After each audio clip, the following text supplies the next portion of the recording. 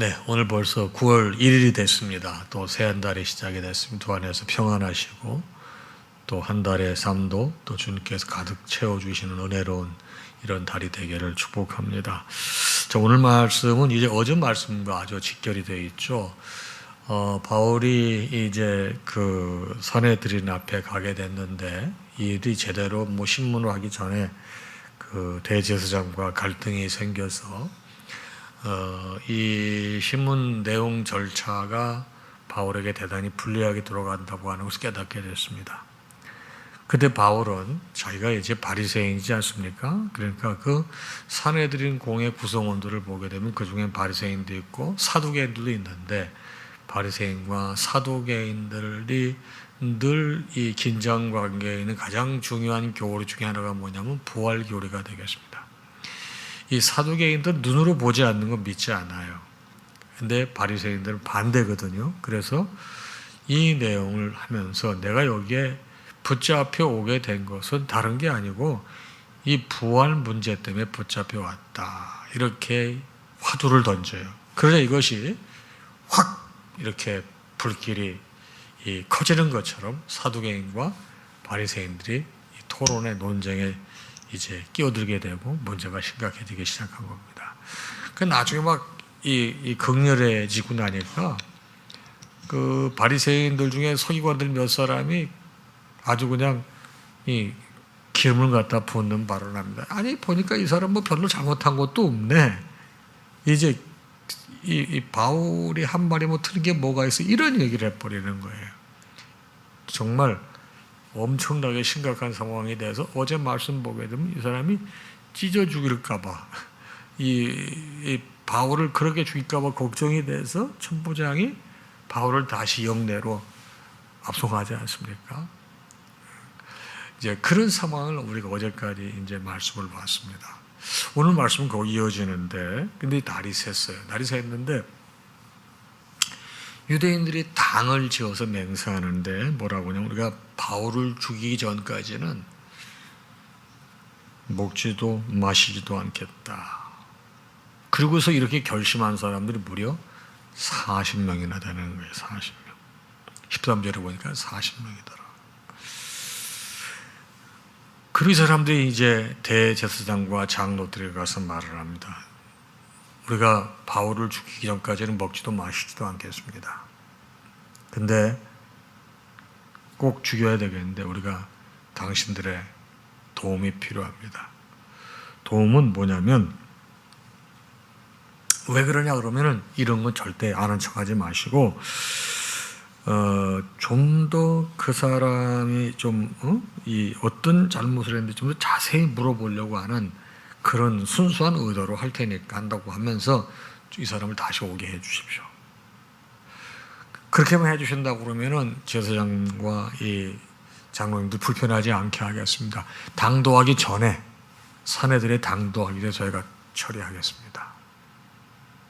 이렇게 이제 계획을 짜는데 아이 세상에 진짜 그래요. 낱말은 새가 듣고 반말은 쥐가 듣는다고 바울의 생질이니까 외조카에 아마 누나의 뭐 이렇게 아들인 것 같아요. 그 생질이 그걸 숨어 있다가 그걸 듣습니다. 그걸 듣습니다.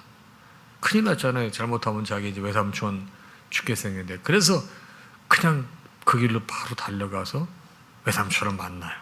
그 얘기를 전해줘요. 삼촌 큰일 났습니다. 이 삼촌 내일 어쩌면 사내들이네 다시 갈 상황이 되는데 그러면 길가에서 삼촌을 죽이겠다고 하는 사람이 결심한 사람이 금식하면서 먹지도 않고 자지도 않겠다고 마시도 않겠다고 사람이 40명이나 됩니다.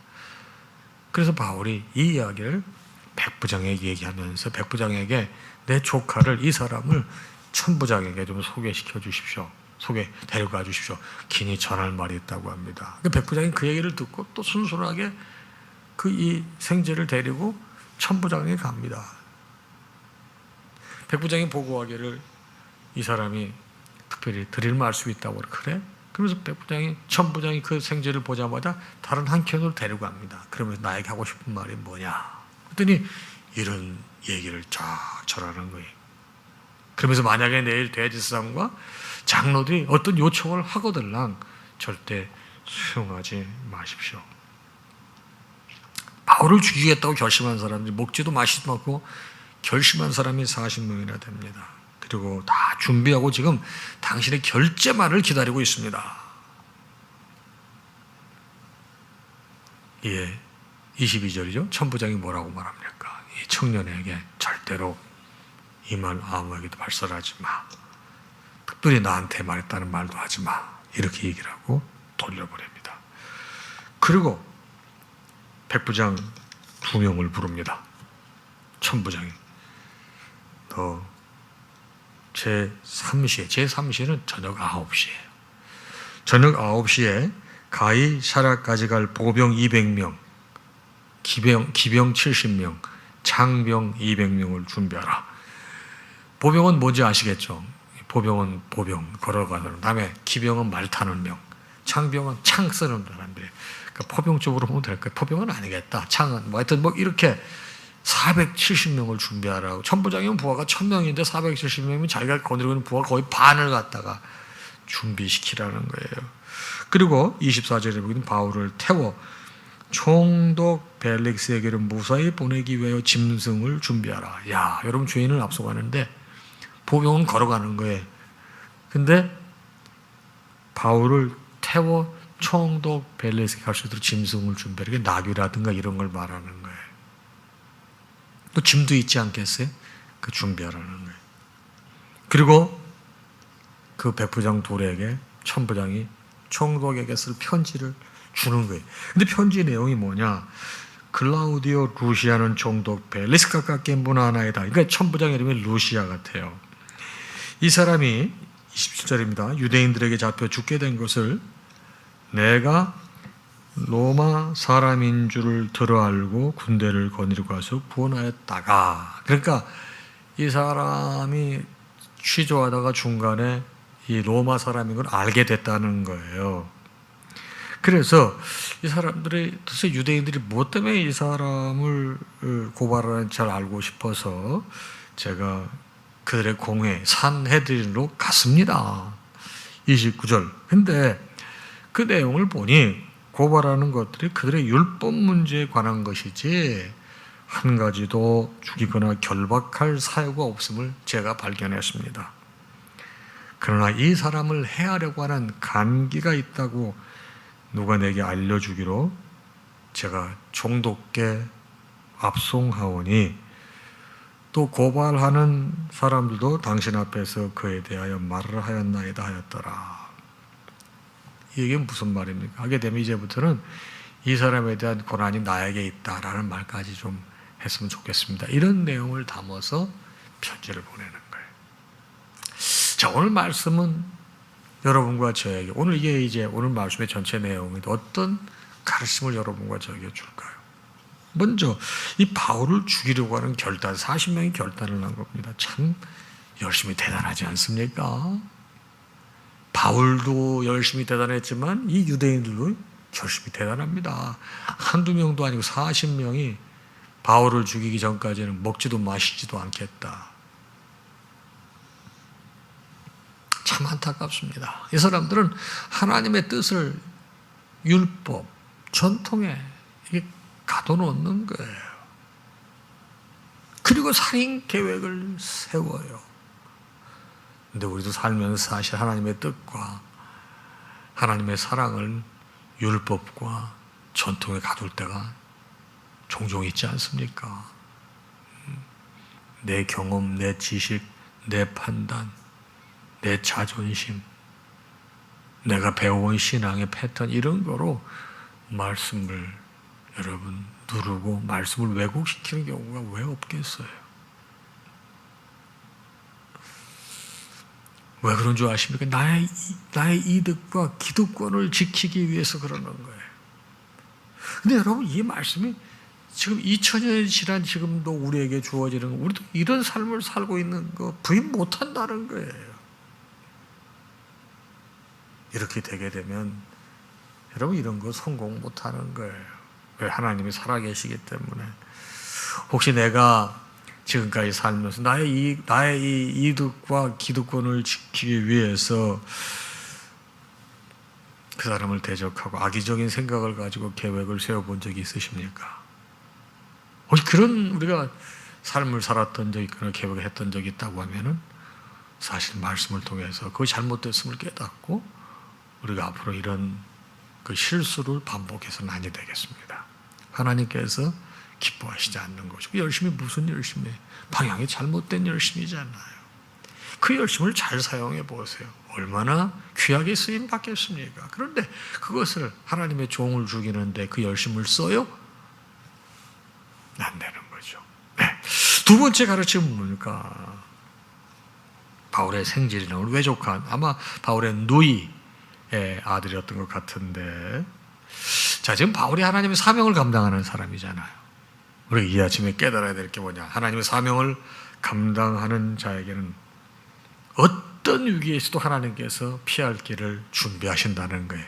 우리가 이 사실을 추호도 의심해서는 안 되겠습니다. 아니, 조카가 뭐 때문에 매복해 있어요? 누가 시켜서 그랬겠습니까? 자, 우연인 것 같지만 이 모든 건 다 필연이 하나님의 섭리 속에서 움직이는 것입니다. 여러분과 제가 이 부분을 잊어서는 안 돼요. 모든 게 다 하나님의 섭리 속에 있는 거예요. 내가 주의 뜻대로 살려고 하는데 힘든 상황이 됐습니다. 정말 곤고한 상황이 됐습니다. 그런데 생각지도 못한 누군가의 도움을 얻어서 도움 때문에 하나님의 은혜를 체험한 적이 없으십니까? 우리 있습니다. 주의 뜻대로 살아보려고 노력했는데 상상할 수 없는 어려운 문제가 나에게 다가왔어요.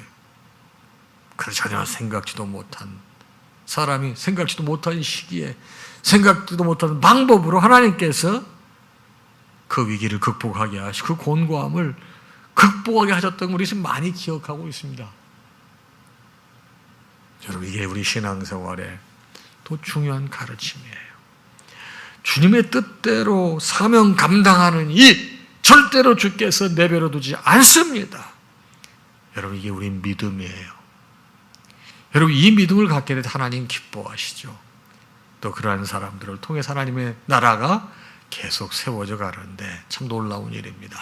오늘 마지막 말씀의 가르침은 뭡니까? 이제 결박할 사유가 없는 바울이에요. 너무너무 감사한 건 천부장이 뭐라고 총독에게, 벨릭스 총독에게 서신을 보냅니까? 이 사람 로마 시민이고 단지 율법 문제로 고발당했지 이 사람 뭐 죄를 찾을 수가 없습니다. 뭐 죽이기나 감옥을 가야 될 만한 죄를 찾을 수가 없습니다. 바울이 그렇게 얘기하게 되면 힘이 없어요. 그런데 천부장이 자기가 사내들에 가서 다 직접 가봤잖아요. 자기도 율법 문제 가지고 사두개인과 바리새인 싸우는 거 봤잖아요. 여기에 포커싱 하지 못하고 엉뚱한 데 신경 쓰고 있잖아요. 이 사람은 이렇다, 저 사람은 저렇다 그러고 현장에 잡았을 적에도 이 사람 이렇게 수갑을 채우고 때리고 난 다음에 물었잖아요. 이 사람 도대체 뭐 때문에 그러는 거야? 이 사람은 이렇게 저 사람은 저렇게 말하고. 그래서 여러분, 영문으로 압송한 거 아니겠어요? 그러니까 천부장은 그냥 하는 게 아니에요. 다 조사해 본 거예요. 잘못이 없어요.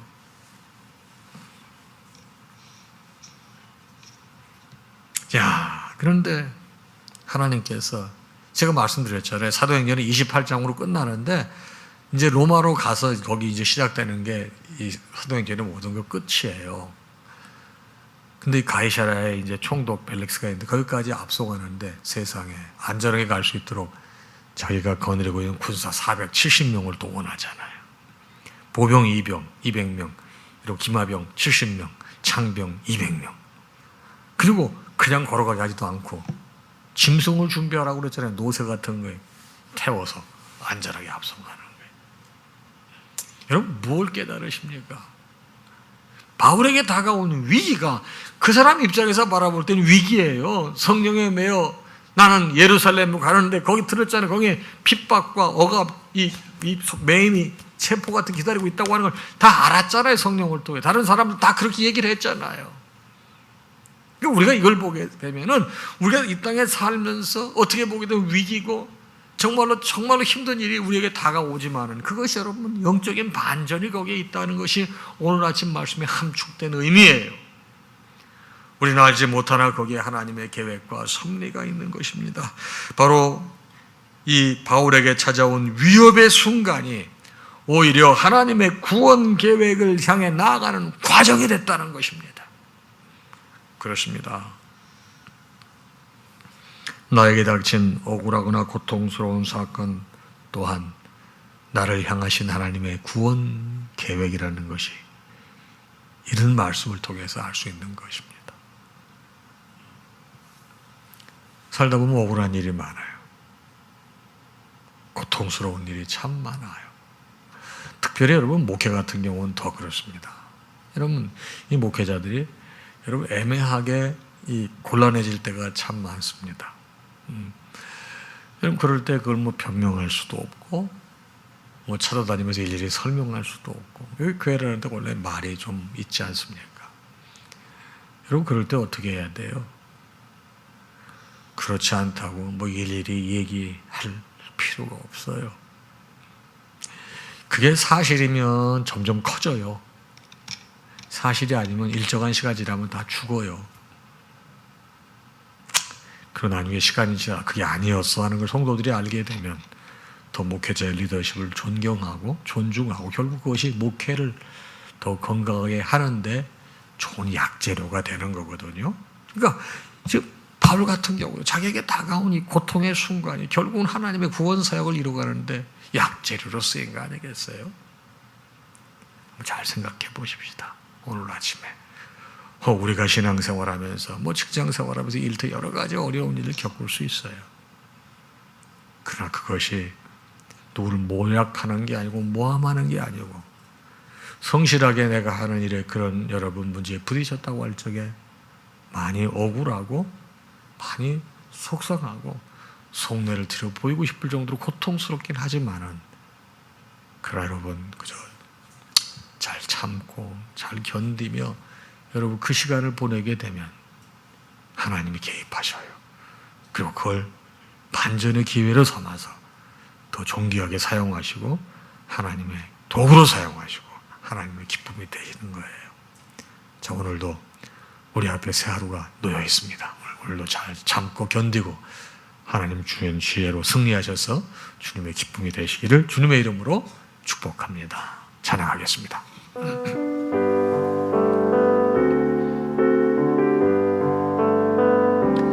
모든 영광 하나님께 모든 영광 하나님께 모든 영광 하나님께 나는 자유해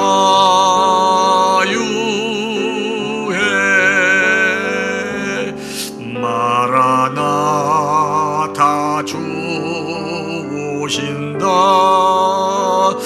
마라나타 주 오신다 마라나타 주 오신다 나는 자유해.